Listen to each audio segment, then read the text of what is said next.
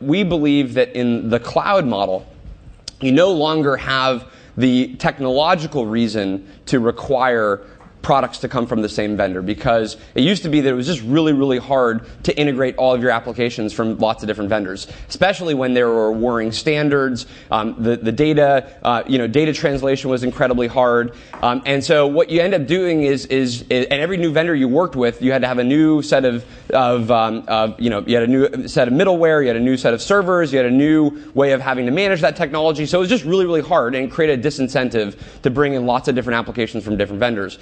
We believe in the cloud, it actually gets relatively simple. Assuming you have at least a federated security model, a federated analytics and identity management model, then the cost of working with multiple vendors has gone down precipitously. And so we believe that in a cloud world, being able to get best of breed applications at each layer of the stack is going to drive far more innovation within your IT environment, and it's going to cause there to be way more innovation in the IT sector, because we all have to compete for our layer of the stack, as opposed to Oracle or Google or somebody else saying, hey, buy everything from us. And we know what happens when you get that kind of lock-in. We know that what happens when you don't have kind of competition within that category.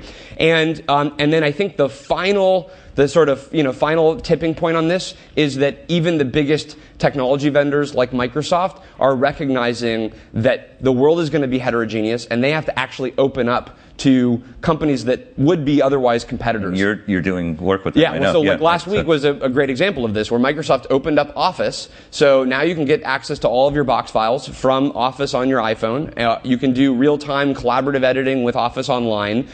You can, if you're using Outlook, you can get access to all of your box files from within Outlook. I mean, it's shocking to say this, but Microsoft has become dramatically more open than Google just in the past couple of years.